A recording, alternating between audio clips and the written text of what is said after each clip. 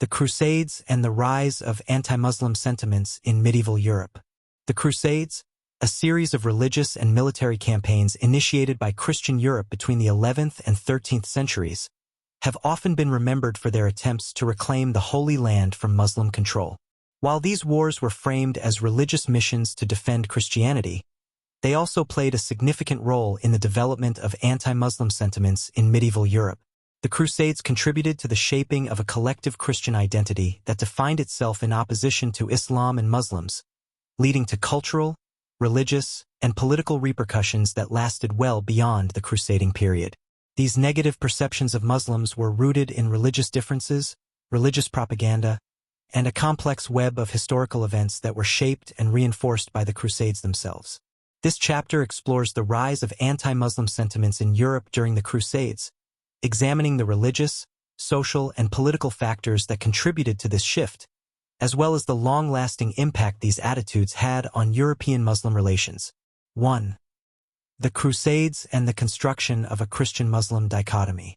1.1. Religious propaganda and demonization. The Crusades were not only military campaigns but also tools for the mobilization of Christian forces across Europe. To galvanize support for the Crusades, religious leaders, particularly Pope Urban II in 1095, used powerful rhetoric that portrayed the Muslim forces occupying Jerusalem and the Holy Land as heathens, infidels, and enemies of Christianity. This religious propaganda served to justify the violence of the Crusades and was deeply intertwined with the creation of a Christian-Muslim dichotomy. Demonization of Muslims. As the Crusades progressed, Muslims were increasingly portrayed as demonic or barbaric. Early Crusader speeches, sermons, and religious texts characterized Muslims as pagans or Saracens, which were terms meant to strip Muslims of their religious and cultural identity. The Islamic faith itself was often viewed as a direct threat to Christianity, which was framed as the one true faith. The language of war and religious conflict. Religious leaders framed the Crusades as a war between good, Christianity, and evil, Islam. For example, in his call to arms for the First Crusade, Pope Urban II referred to the Turks and Muslims as enemies of Christendom who were defiling Christian holy places and oppressing Christian pilgrims. This stark portrayal of Muslims as enemies to Christianity played a key role in the development of the Christian crusading ethos and anti-Muslim sentiments in medieval Europe. 1.2. The role of the Church in shaping perceptions of Muslims. The Catholic Church played a pivotal role in promoting anti-Muslim views throughout the crusading period. The papacy's influence in mobilizing the masses for religious warfare was deeply tied to the demonization of Islam. As the Church encouraged Christian warriors to take part in the Crusades, it also worked to cultivate a sense of religious superiority. Theological disputes. Theologically, Christians were taught to view Islam as a heretical faith that had deviated from the true path of Christianity. Church leaders taught that the Muslim prophet Muhammad was a false prophet and that Islam was a distortion of Christian beliefs. These theological distinctions were often used to justify the violent conquest of Muslim territories, portraying the Crusades as a righteous endeavor to reclaim the Holy Land from a corrupt and false faith. Crusader preaching and anti-Muslim rhetoric. Crusader preachers such as Peter the Hermit and Raymond of Toulouse were instrumental in spreading anti-Muslim rhetoric across Europe.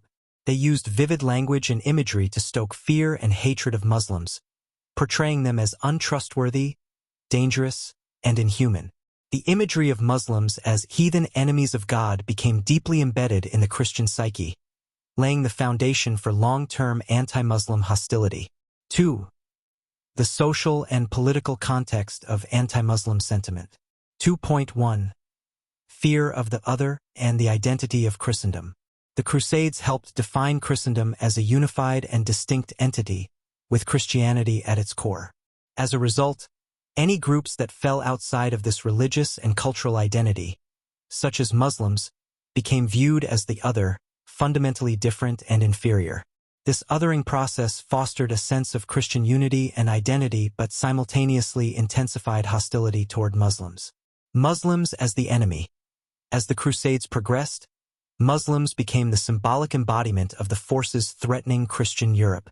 The success of the Seljuk Turks in the Battle of Manzikert, 1071, which led to the loss of much of Anatolia, and the Norman conquest of Sicily were perceived as signs that Muslims were expanding into formerly Christian territories. This expansion fueled fears that the Muslim world would eventually invade Europe itself, prompting the papacy to respond with further calls for military action in the East. Inter-Christian rivalries. The Crusades also exposed deep divisions within Christian Europe. For example, the Eastern Orthodox Church of the Byzantine Empire and the Roman Catholic Church of Western Europe often found themselves at odds during the Crusades, especially with the Fourth Crusade, 1202–1204, when Crusaders sacked Constantinople, a Christian city. These internal Christian divisions, however, did not diminish the collective effort to define Muslims as a common enemy. 2.2. The influence of military encounters on public perception. The encounters between Christian crusaders and Muslims during the Crusades played a crucial role in shaping public perceptions of Muslims in medieval Europe. These encounters, both on the battlefield and during pilgrimages to the Holy Land, had profound psychological and cultural effects.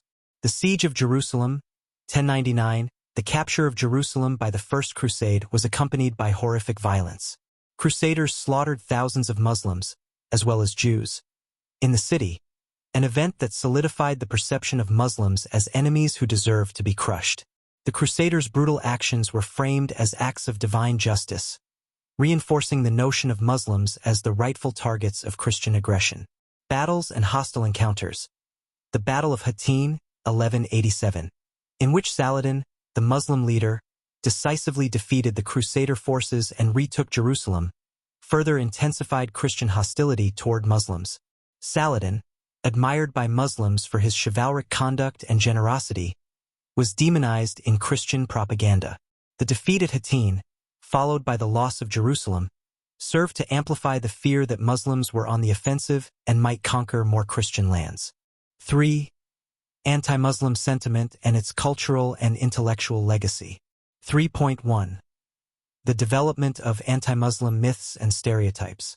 The Crusades contributed to the creation of long-lasting anti-Muslim myths that persisted in medieval European thought and culture.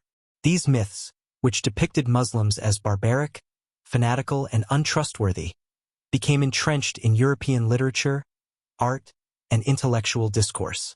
The Saracen image. The term Saracen was commonly used in medieval Europe to refer to Muslims, but over time it became synonymous with a variety of negative stereotypes. Muslims were depicted as cruel, violent, and unprincipled, which reinforced the image of an implacable enemy. These depictions were found in literature, romances, and epic tales that portrayed Muslims as the villainous other. Intellectual thought. The growing anti-Muslim sentiments during and after the Crusades also influenced medieval European scholars. Christian scholars often depicted Islamic civilization as inferior or morally corrupt. Works such as The Song of Roland, an epic poem of the Crusades, presented Muslims as the epitome of evil, further perpetuating the perception that Islam was a threat to Christianity. 3.2. The long-term impact on European-Muslim relations. The legacy of anti-Muslim sentiment in medieval Europe had far-reaching consequences for later European-Muslim relations. The ideas of Muslims as infidels and enemies of Christianity would shape European policies and attitudes toward the Muslim world for centuries to come. The Spanish Inquisition. The end of the crusading period marked the beginning of another era of persecution, particularly with the Reconquista of Spain. After the fall of Granada in 1492, Muslims who had been living in Spain for centuries were subjected to forced conversions, expulsions, and persecution during the Spanish Inquisition. These actions were motivated by the same anti-Muslim sentiments that had been cultivated during the Crusades. Colonialism and the Muslim world. Centuries after the Crusades, European powers involved in the Age of Exploration and the colonial era continued to view Muslims through the lens of the Crusades. In regions like North Africa, the Middle East, and India, colonial powers often justified their conquests by invoking the old Crusader rhetoric of Christian superiority over Muslim cultures. 4. Conclusion. The Crusades were a pivotal moment in the history of both Christian Europe and the Muslim world, and their influence on anti-Muslim sentiment in medieval Europe cannot be overstated. The religious and political motivations behind the Crusades, combined with religious propaganda and cultural exchanges, helped solidify a perception of Muslims as the enemies of Christendom. This perception, once deeply embedded in European thought, continued to shape relations between Europe and the Muslim world for centuries to come. The Crusades thus contributed not only to the development of Christian unity, but also to the construction of Muslim identity as an enemy, fueling antagonism and prejudice that endured far beyond the medieval period. This legacy of anti-Muslim hostility continues to inform the political and cultural dynamics between the West and the Islamic world, making the Crusades a key chapter in